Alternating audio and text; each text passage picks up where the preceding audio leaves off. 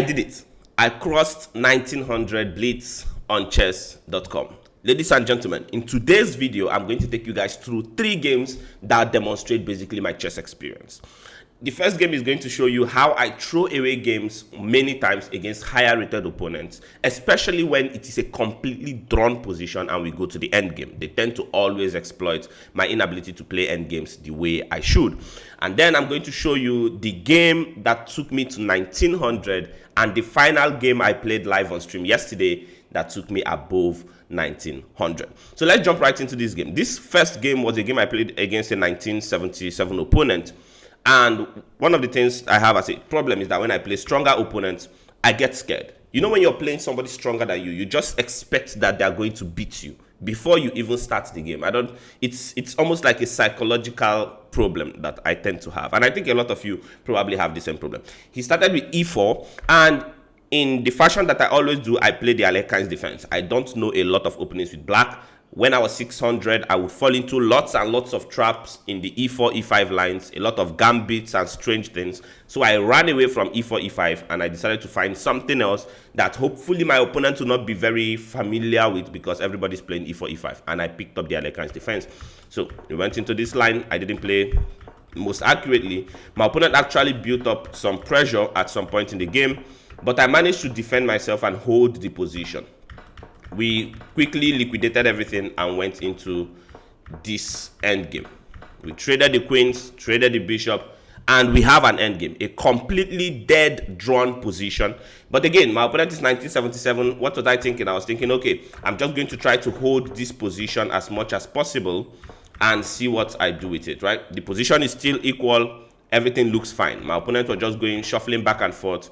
And for some reason, I thought to myself here, you know, I could just bring my king back, defend the pawn, keep it equal, leave it alone. I decided, you know what? Oops, sorry about that. In that position where I could just defend the pawn and just wait, sit in the position and wait, right? I could do that. Okay, right here, I decided, okay, I'm going to let my opponent take that pawn. I'll move my king over here, and I will let him take that pawn, and in return, I will take this pawn, you see? And I'm going to have these 2 pawns on 1 pawn over here. That was my big idea. But alas, I wasn't going to play this properly. It's still a draw, but I've put myself in an unnecessary picket. And sometimes when the game begins to get complicated, if all you need is one mistake and you actually throw away the entire game. And my opponent immediately started matching his pawns down the board. Look at this. There was nothing I could do anymore. And that was how I ended up losing this game. He picked up my pawns. He was going to make a queen. And I resigned the game in this position. This took me back. I think I was 1890 something at this point. And I'll tell you guys, yesterday, I came to 1894, 95, 97, 93. But to win the last game that would take me over the mark to just get to 1900 was such a difficult task. I threw away this game against this 1977 opponent. I could have held the draw and gotten maybe 3 points from him or 2 points from him or whatever the case is. But then I had another game against my opponent here, the game that would get me to 1900. This went into the Alekhines defense again. We played this variation, and I just played the game the way I learned how to play the game. The position got tricky for a little bit, but my opponent traded the queens. All of this in this position, I was actually a little bit worried. I was concerned that my position wasn't looking good. But after my opponent traded the queens, I felt, okay, I think I have a chance. I went here with my rook, defended the knight laterally. I thought that was okay. We traded here. And we went into this endgame position where I was actually much better than my opponent. But again, it's one thing to be much better, and it's another thing to exploit that advantage. Like you can see here, I threw away the advantage once again. I traded with my opponent, and my opponent blundered with bishop takes b6 here. So once again, in a completely winning position, I managed to somehow, I could have just gone to the 7th, right? I could put my rook on the 7th rank. My opponent can't really take now because it's guarded and all of that. Or I could even attack this pawn. The computer is saying I could attack this pawn with the rook. There were a lot of better moves I could make in this position. I thought about it. I realized my rook is actually defending this pawn, but somehow I moved the rook, throwing away the advantage immediately. My opponent took, we traded, and now it's actually drawable. My opponent can draw this position, but my opponent blundered by taking this pawn. I pinned his bishop, we traded here, and in a short move, in a few moves, in fact, I even had a miss win here. My opponent blundered his bishop, I didn't see it, but in a few moves, my opponent felt he had enough, and he also resigned. And this was the game that got me to 1900 Blitz rating. Now, I had my viewers on Twitch live yesterday, and two of them were saying, play another game, play another game. And if you've played chess for any length of time, you know by now that once you play another game, they beat you and send you back to 1700. Basically, that's what has happened to me, especially in Bullet. I got to 1800, they sent me back to 1600. I think I got to 1900, 1920 in Bullet. They sent me all the way back to 1800, 1700, and I had to fight to get my Bullet back to 1900 right now. So that was very scary. So when I got to 1900 here, I was like, okay, I'm just going to leave it alone. I'm not going to play any more games. Let me just allow it to rest. But they insisted, and so I decided to play another game. And this game was a game that I was very proud of myself. I got a brilliant move, and a very important brilliant move. I think I would have lost the game if I did not figure out that decision was the correct one to make. We started with the Kings, with the Indian defense, basically.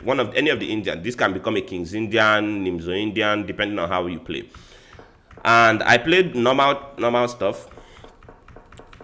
And this is a position I have reached several times. In this position, I realize, okay, you're not supposed to take the pawn. That's not the best move in the position. But whenever a game gets to this position, I think I have lost a lot of games around this point, right? Around this point, I think I have lost a lot of games. But the game continued. At a point, I even had the advantage, right? I traded, and all of a sudden, now I'm actually worse. Look at this. Now I'm actually worse. My opponent is jumping in, his horse is coming, his pieces are all over the place. And look at, by the way, that pawn is actually hanging. It's just a clean pawn hanging. My opponent didn't take it. I thought my opponent was going to take this pawn, and I figured I would be in serious trouble if he did, right? But computer says he should actually just take the knight because he'll be hitting my queen, and I can't take like this because I would lose my queen, of course. That was the challenge. But it doesn't matter.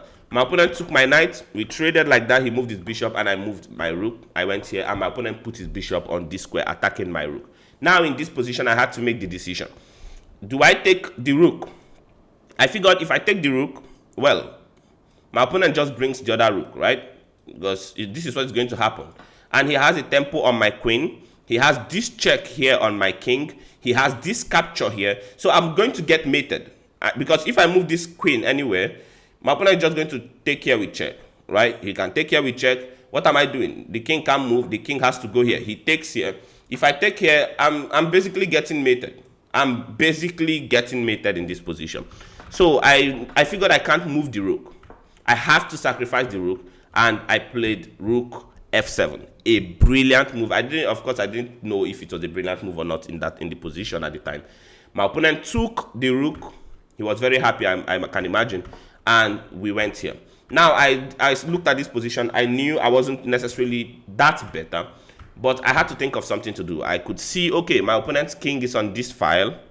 If I could get my bishop and my rook here, at least I can pick up that pawn with a check maybe. And when my opponent made his next move, I realized, wait a minute, my opponent has actually thrown away the game. Because I take with check, and the queen is under the mask of the bishop. And wherever his king moves, I'm going with that rook to give a discover check. So I did that. I took the pawn with check. His king moved, and I sacrificed the rook on the g1 square. And when he picked up, I picked up the queen here, and I was just completely winning. He had to take the bishop, and the position continued like this. But in addition to all of this, my opponent just traded down the queen for the two rooks, and this was an easy king and pawn endgame, and my opponent would eventually go ahead to resign the game. All right, so this was how I got to 1900 and crossed 1900, and I'm actually so happy because I've been playing chess now for, well, the first time I learned about chess was about in December of 2021, I think, or 2022, one of those two.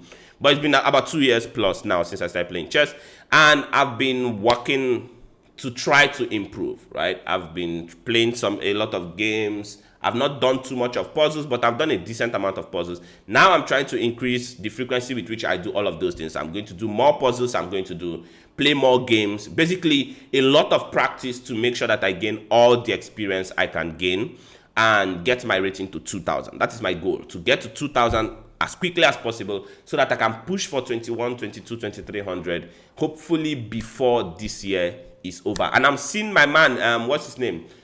TYLER1. TYLER1 has done an amazing job running all the way to 1960, I think was his peak, in a very short time, in under a year. And I'm like, I think I can do the same thing. I should push for it and try to get to, I mean, I have a little more on the time than him. So why can't I get all my ratings above 1900? Currently, I've gotten my Blitz above 1900, my Bullet above 1900.